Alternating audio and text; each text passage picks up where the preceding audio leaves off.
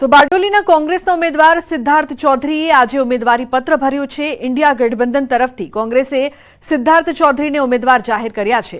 ઉમેદવારી પત્ર ભર્યા પહેલા સિદ્ધાર્થ ચૌધરી શક્તિ પ્રદર્શન કરીને સભાને સંબોધન પણ કર્યું હતું। મોટી સંખ્યામાં કોંગ્રેસના કાર્યકરો રેલીમાં જોડાયા હતા। 220 કરોડ જેટલી રકમ આખા ગુજરાત રાજ્યમાં વપરાયા વગરની રહી ગઈ છે અને આપણા મત વિસ્તારના સાંસદ સભ્યશ્રીને 10 કરોડ જેવી રકમ રહી ગઈ છે। तो आज આપણે નક્કી કરવાનું છે કે આપણે આ નિષ્ક્રિય સાંસદની જરૂર છે। તો આ ચૂંટણીમાં આપણે આપણી તાકાત બતાવવાની છે। સૌએ સાથે મળી અને આ ચૂંટણીમાં મુકાબલો કરવાનો છે। આપ સૌ પોતપોતાના બૂથ ઉપર મજબૂતાઈથી મુકાબલો કરો। તો મહેસાણા લોકસભા કોંગ્રેસના ઉમેદવાર રામજી ઠાકોરે વોટની સાથે નોટની પણ અપીલ કરી। કહ્યું, હું ગરીબ પરિવારનો દીકરો છું, મારા ઘરે આવીને જુઓ, હું સામાન્ય ઘરમાંથી આવું છું, જેથી જનતાને અપીલ કરું છું કે મને યથાશક્તિ પહાડો અને વોટ આપે। रामजी ठाकोर ने नोट और वोट थी बने पोतानो समय आपे और समयदान आपीने पोतानो किमती समय फाळवी अने रामजी ठाकोर विजय बनावे ये माटे मैं अपील करी छे। नोटनो मतलब है कि मारी आर्थिक परिस्थिति आप जो मारा घर आई जुओ तो हूँ एक सामान्य घरमांथी आવું છું અને સામાન્ય ઘરમાંથી આવતો હોય ત્યારે દરેકની જરૂર પડતી હોય છે। સંયમથી લોકો મને પણ કહ્યું છે ઘણા લોકોએ કે રામજી ભાઈ અમે બેઠા છીએ, चिंता ना करता, मैं नोट ने वोट अमे आपवा दो, जनता पण तैयार छे। तो भाजपना पायाना कार्यकरोने बोर्ड निगममां निमणूक आपो। पंचमहालमां एमएलए सीके राहुलजीनुं निवेदन, परिणाम बाद बोर्ड निगममां निमणूक करवामां आवे। प्रभारी नरहरी अमीनने संबोधीने बोल्या, राहुलजी चूंटणी जीताडनारा पायाना कार्यकरोने योग्य होद्दाओ आपवा माटे सूचन कर्युं। भाजप उमेदवार रामपालसिंह यादव फॉर्म भरवा जई रह्या हता ત્યારે સમર્થનમાં મળેલી સભામાં તેમણે આ વાત કરી।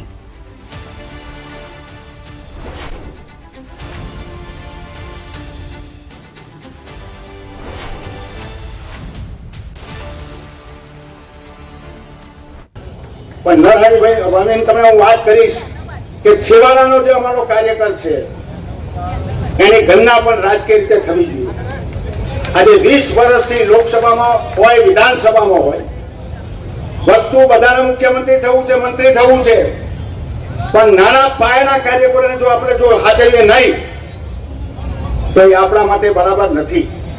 એટલે આ લોકસભાની ચૂંટણી પતે અને 44 જે નિગમો છે એ નિગમો અમારા નાનામાં નાનો કાર્યકર બાલાસિંહનો હોય, વીરપુરનો હોય કે ખાનપુરનો હોય એને યોગ્ય જગ્યાએ સ્થાન આપવા માટે આપણે ખુરશીઓમાં એકલું બેસવાનું નથી, प्रजानी चिंता करवानी छे, अपना कार्यकरोनी चिंता करवानी छे। अने सजगताना भाग रूपे हूँ कहूं छुं के कार्यकरो ए आपणा देवना दुर्लभ कहीए छे अने कार्यकरोनी योग्य जग्याए योग्यता मुजब एने स्थान मळवुं जोईए। जो मने जुस्सो ने लागणी, अमारी आ लागणी छे, आ लागणी आपणे पहोंचाडवानी छे, कारण के कोई करतुं नथी। चूंटणी पते एटले तू कोण ने हूँ कोण, તમારા બધાની અમે ચિંતા આ લોકસભાની ચૂંટણી પછી અમે કરવાના છે। તો બાદમાં રાહુલજીએ પોતાના નિવેદન પર ખુલાસો પણ કર્યો। ભૂતકાળમાં મંત્રીમંડળનું વિસ્તરણ થયું હોય તો આ ભાગનું થયું હોય, અડધા ભાગનું થયું હોય તો મંત્રીમંડળનું પણ વિસ્તરણ થાય છે અને જ્યારે પણ છે તે વસ્તુના પર છે તે લોકસભા, पंचायत, तालुका पंचायत चूंटणियां छे त्यारे अने संगठनमां दरेक कार्यकरोने समभागीदारीना भागरूपे छे तेमने एमनी योग्यता मुजब होद्दो अपाय छे अने जे कंई नाना मोटा कार्यकरोना अनुसंधानमां भविष्यमां पार्टी अने नेताओ कदर करशे एमां कोई बेमत नथी।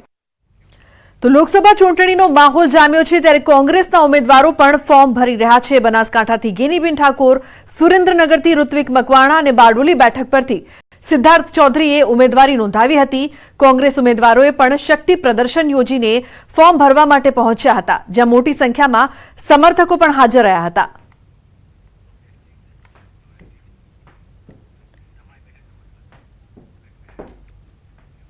तो हवे वात करीशुं तमारी बेठक तमारी वातनी।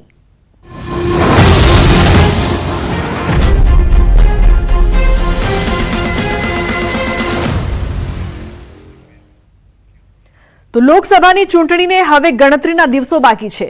આ વખતે તો ભરૂચ લોકસભા બેઠક પર તો રસાકસી થવાની જ છે। લગભગ ત્રિપાંખ્યો જંગ જામશે। ભરૂચ લોકસભા બેઠક પર 25 વર્ષથી ભાજપનું રાજ છે, ત્યારે ભરૂચ લોકસભાની અંદર આવતા ગામડાઓમાં કેટલો થયો વિકાસ તે જાણવા માટે અમારી ટીમ ભરૂચના મહારાષ્ટ્ર બોર્ડર પર આવેલા સેલંબા ગામ પહોંચી હતી. અહીંના મતદારોનો જાણ્યો હતો મિજાજ. ખાસ વાત કરીએ તો આજે ભરૂચ લોકસભાની બેઠકની આજે વાત કરવા જઈ રહ્યા છે, લોકો સાથે અભિપ્રાય લેવા જઈ રહ્યા છે. ખાસ ચૂંટણીના ચોરામાં અમે પહોંચ્યા છે. ભરૂચ જે લોકસભા વિસ્તાર છે, જ્યાં જે અને સાગબારા જે આદિવાસી મત વિસ્તાર ગણવામાં આવે છે, આ આદિવાસી મત વિસ્તાર જે છે એ બતાવવા જઈ રહ્યો છે કે આ જે સેલંબા ગામ છે, અને સેલંબા ગામમાં જે આદિવાસી મતો છે એ નિર્ણાયક મતો ગણવામાં આવે છે. ત્યારે કે જેઓનો વિકાસ કેવો થયો છે અને આગળ હજુ શું ઈચ્છી રહ્યા છે, તો આ વિસ્તાર કયો છે અને અહીંનો વિકાસ કેવો? આ સેલંબા વિસ્તાર છે, અહીંનો વિકાસ મધ્યમ છે. રોડ બરાબર નથી અને 6 મહિનામાં રોડ સાફ થઈ જાય છે, એટલે અમને થોડા મજબૂત રોડ મળે એવી અમારી વિનંતી છે. ખાસ કરીને વાત કરીએ તો સાંસદ મનસુખ વસાવા જે લગભગ 30 વર્ષથી એટલે કે 6 ટર્મથી જીતતા આવ્યા છે, એમને કેટલો વિકાસ કર્યો આ ગામમાં? એમને સારો એવો વિકાસ કર્યો છે. આજે આપણે રોડ પર ઊભા છીએ ને, એ મનસુખભાઈએ પાસ કરાવીને સારી રીતે બનાવ્યું છે, એનો અમે આભાર માનીએ છીએ. અને મજબૂત માણસ છે અને નોન કરપ્ટ છે, એક કોઈની ચા બી નહીં પીતા એવા નોન કરપ્ટ માણસ છે, અને એ જ આવશે. ખાસ વાત કરીએ તો જે નિર્ણાયક મતો હોય છે જે આદિવાસીઓના છે, ત્યારે આપણી સાથે એક અન્ય વ્યક્તિ છે, તેમની સાથે વાત કરીએ. શું મુદ્દાઓ છે હજુ તમારી પાસે? લોકસભા ચૂંટણી આવી રહી છે નેતાઓ માટે. મુદ્દા તો સારા છે, અને જોવા જોઈએ તો જિલ્લામાં ભારતીય જનતા પાર્ટીની સત્તા છે, તાલુકા પંચાયત ભારતીય જનતા પાર્ટી છે, એટલે વિકાસના ઘણા કામો થયા છે. શું માંગ છે હજુ? કઈ બાકી છે હજુ? લોકોને અમુક તો માંગ છે, જો રોડ રસ્તાની અમુક માંગ છે, અમુક કામો થયા છે, પણ 100% તો કામ બધી જગ્યાએ થતા નથી. 10% કામ તો બાકી છે, તો અમુક કામોની જરૂરિયાત છે, તો થવાના છે. ખાસ વાત કરીએ તો જ્યાં સેલંબા ગામ છે, રાજસ્થાન બોર્ડર મહારાષ્ટ્ર બોર્ડરને અડીને આવેલું આ છેલ્લું ગુજરાતનું આ ગામ છે, તો અહીં કેટલા સાંસદ મનસુખ વસાવાએ વિકાસ કર્યો છે? સાંસદભાઈ મનસુખભાઈએ તો બહુ વિકાસ કર્યા છે. અહીંયા અમરધામમાં પણ લગભગ 15 લાખના ખર્ચે, 15 થી 20 લાખના ખર્ચે અમરધામમાં બેઠક હોલ બનાવ્યું છે. અને બીજું જોવા જઈએ સેલામામાં ઘણા કામ કર્યા છે. રોડ રસ્તા છે, પછી બીજા અમુક ચેક ડેમો છે, પછી આપણે જોવા જઈએ તો પુલો છે, કે મનસુખભાઈએ ઘણો ખરો વિકાસ કર્યો છે. 6 ટર્મની સરકારમાં મનસુખભાઈએ ઘણો વિકાસ કર્યો છે. કાકા, તમને વાત કરવા પૂછીશ કે હજુ જે 6 વર્ષમાં કામ નથી થયા એવા કયા કામો છે અને શું ઈચ્છી રહ્યા છો હજુ? એમાં એવું છે કે હવે તો દરેક લાગણી એકદમ સંતોષાઈ નહીં જાય, વાર તો લાગશે.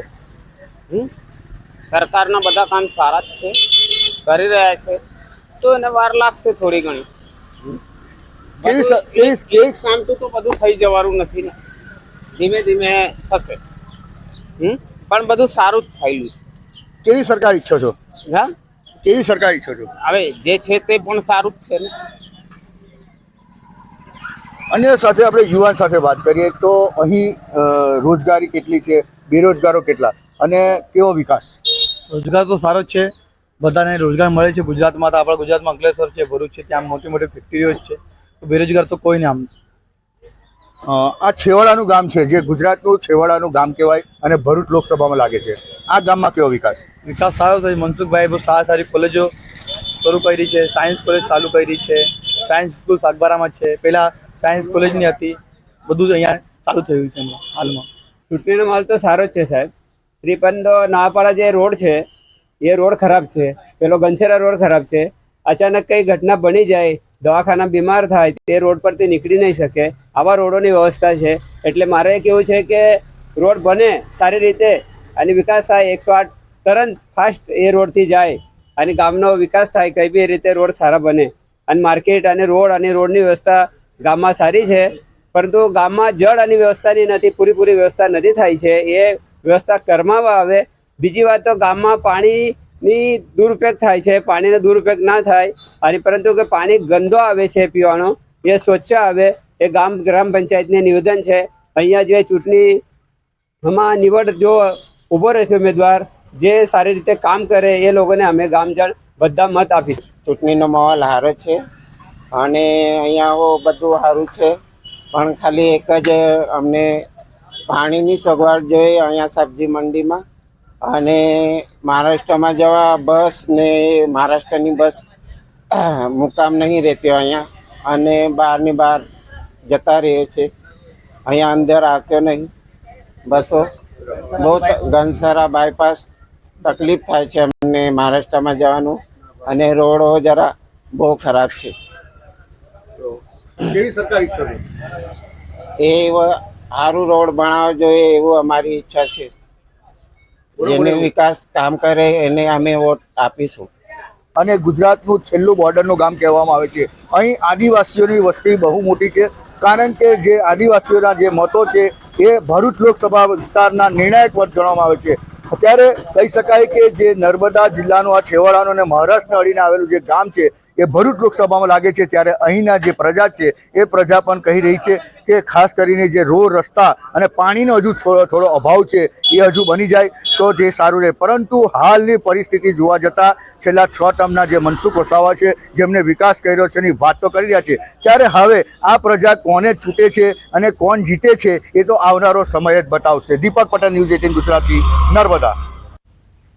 તો હવે નજર કરીશું મહત્વપૂર્ણ ટોપ 3 ન્યૂઝ પર. રૂપાલા વિરોધ મામલે પાટીલે કહ્યું, પૂર્વ સાંસદ સોમા પટેલ જોડાયા ભાજપમાં. કોળી સમાજના આગેવાન સોમાભાઈ પટેલ પાટીલના હસ્તે કર્યા કેસરિયા. રૂપાલા વિરોધ મામલે પાટીલે કહ્યું, અમે ક્ષત્રિય સમાજના આગેવાનોના સંપર્કમાં સુખદ નિવેડો આવે તેવા અમારા પ્રયાસો. આ બાબતે અમે ગંભીર. ખેડૂતો પર આફત. ભર ઉનાળે સાબરકાંઠા અને જસદણમાં કેટલાક સ્થળોએ માવઠું પડતા ખેતરોમાં ઊભા પાકને ભારે નુકસાન.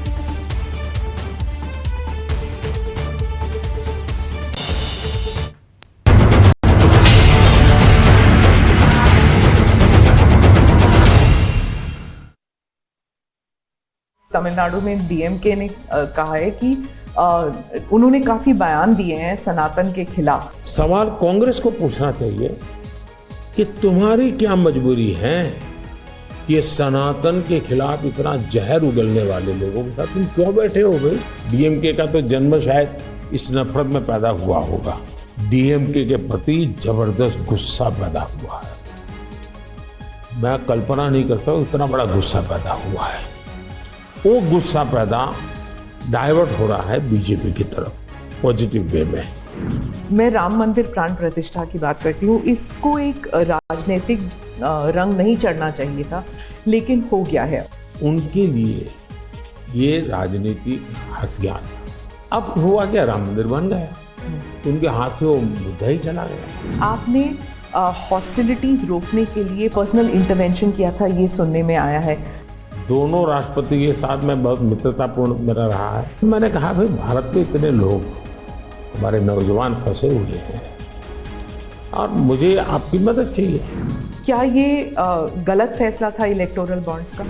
विपक्ष कहता है कि ईडी, सीबीआई, आईटी सारे के सारे इदारे जो हैं, इलेक्शन कमीशन को भी जोड़ते हैं वो, कि सारे इदारों पर बीजेपी हावी है और लेवल प्लेइंग फील्ड है ही नहीं. પારુલ યુનિવર્સિટી કે 6 મહિનાથી બ્રિજનું સમારકામ થતા વાહન ચાલકોને પડે છે હાલાકી. ટ્રાફિકનો પ્રશ્ન ગંભીર બનતા વહેલી તકે બ્રિજનું કામ પૂર્ણ કરવા ઉઠી માંગ. ડીસાના શમશેરપુરામાં રબારી સમાજનું સંમેલન યોજાયું. ધાનેરાના ધારાસભ્ય માવજી દેસાઈ અને પૂર્વ ધારાસભ્ય ભુવાભાઈ રબારીની અધ્યક્ષતામાં કાર્યક્રમ યોજાયો. માવજીભાઈ દેસાઈએ ભાજપ તરફી મતદાન કરવા સમાજને અપીલ કરી. બનાસકાંઠામાં ધાનેરાના ધારાસભ્ય માવજીભાઈ દેસાઈની મોટી જાહેરાત. સહકારી ક્ષેત્રની ચૂંટણીઓ ન લડવાનો કર્યો નિર્ણય. અન્ય લોકોને સહકારી ક્ષેત્રમાં તક મળે તેના માટે લેવાયો નિર્ણય. ડીસાના શમશેરપુરામાં રબારી સમાજના સંમેલનમાં કરી જાહેરાત. આચારસંહિતા ભંગની ફરિયાદ નોંધાયા બાદ શંકર ચૌધરીનું નિવેદન. કહ્યું, હું સંવિધાનિક જગ્યા પર છું, રાજકીય ભાષણ નથી કરતો, મને કોઈ રીતનું કાયદાકીય બંધન નથી, દરેકે પોતાની મર્યાદામાં રહેવું જોઈએ. દ્વારકામાં ભાજપનો પ્રચંડ ચૂંટણી પ્રચાર. પૂનમ માડમે ખંભાળિયાના વિવિધ વિસ્તારમાં પ્રચાર કરી સભા સંબોધી. પૂનમબેન માડમે કોંગ્રેસ પર શાબ્દિક પ્રહારો કરી ભાજપની જીતનો વિશ્વાસ વ્યક્ત કર્યો. કેબિનેટ મંત્રી મુળુ બેરા પણ પ્રચારમાં જોડાયા. જૂનાગઢ સાંસદ અને લોકસભા ઉમેદવાર રાજેશ ચુડાસમા માટે પૂર્વ સાંસદ દિનુ સોલંકી મેદાને કોંગ્રેસ પર પ્રહાર કરતા કહ્યું, શાંતિથી પ્રચાર કરો, નામ લીધા વગર કહ્યું કેવા કપડાં પહેરો છો તે મહત્વનું નથી. વલસાડમાં ધવલ પટેલના પ્રચાર માટે મેદાને આવ્યા ભાજપના અગ્રણી નેતાઓ. નાણામંત્રી કનુભાઈ દેસાઈની આગેવાનીમાં મોદી પરિવારના નામે યોજાઈ સભા. કેન્દ્ર અને રાજ્ય સરકારની યોજનાઓ વિશે સભામાં અપાઈ માહિતી. લોકસભા ચૂંટણીના પ્રચાર માટે કોંગ્રેસ ઉમેદવાર મેદાને. ડાંગના વઘઈમાં યોજાઈ અનંત પટેલની પ્રવાસન યાત્રા. ગામજનોએ અનંત પટેલનું ઉષ્માભેર સ્વાગત કર્યું. મોટી સંખ્યામાં કોંગ્રેસ કાર્યકર્તાઓ પ્રવાસન યાત્રામાં જોડાયા. લોકસભા ચૂંટણીને લઈ ગુજરાતમાં જામ્યો રાજકીય જંગ. ભાજપ ઉમેદવાર સી.આર. પાટીલે પોતાના મત વિસ્તાર નવસારીમાં ચૂંટણી પ્રચાર કર્યો. ખેડૂત સંમેલનમાં હાજરી આપી પાટીલે જંગી બહુમતીથી જીતાડવા માટે અપીલ કરી. ખેડામાં મધ્ય ગુજરાત માલધારી સમાજનું સંમેલન યોજાયું. દેવુસિંહ ચૌહાણના સમર્થનમાં યોજાયેલ સંમેલનમાં માલધારી સમાજના આગેવાન રહ્યા હાજર. જંગી લીડ સાથે જીત અપાવવા દેવુસિંહે કરી હાકલ. લોકસભાની ચૂંટણી માટે કોંગ્રેસે 4 ઉમેદવારો કર્યા જાહેર. રાજકોટમાં રૂપાલા સામે પરેશ ધાનાણીને ઉતાર્યા મેદાને. રાજકોટ લોકસભા બેઠક લેવા પાટીદાર વર્સેસ ખરવા પાટીદારનો જંગ જામશે. રાજકોટ બેઠક પર રૂપાલા સામે ધાનાણી મેદાને ઉતર્યા છે. કોંગ્રેસે પરેશ ધાનાણીનું નામ જાહેર કર્યા. કાર્યકર્તાઓએ ફટાકડા ફોડી ઉજવણી કરી. જીતેગા ભાઈ જીતેગા, પરેશ ધાનાણી જીતેગાના નારા લાગ્યા.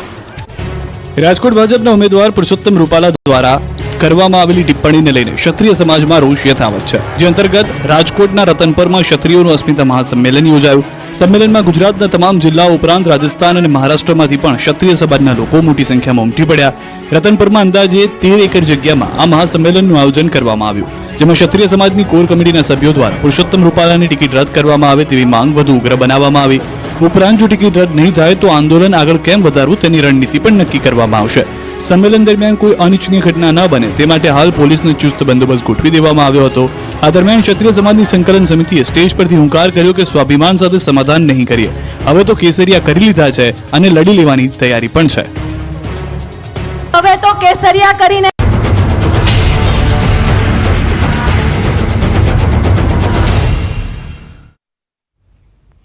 Welcome back. કહેવત છે કે સિંહોના ટોળા ન હોય એ વાતને ખોટી સાબિત કરતો વિડીયો ગીરમાં સામે આવ્યો છે.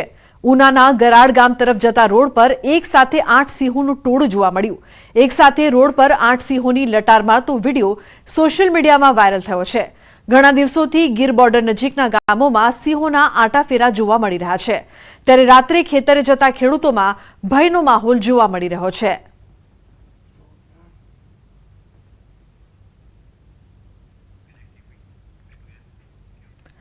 જૂનાગઢ તળાવ દરવાજા નજીકનો બનાવ. અપાર્ટમેન્ટમાં બંધ મકાનમાં આગ લાગવાની ઘટના સામે આવી છે. શોર્ટ સર્કિટના કારણે આગ લાગી હતી. ફાયર વિભાગની ટીમ ઘટના સ્થળે પહોંચી હતી. ફાયર વિભાગની ટીમે આગ પર કાબુ મેળવ્યો છે. સદનસીબે મોટી જાનહાનિ ટળી છે. અપાર્ટમેન્ટમાં બંધ મકાનમાં આગ લાગવાની ઘટના સામે આવી છે. શોર્ટ સર્કિટના કારણે અચાનક આગ ભભૂકી ઉઠી હતી. જો કે ભારે જહેમત બાદ આગ પર કાબુ મેળવવામાં આવ્યો છે.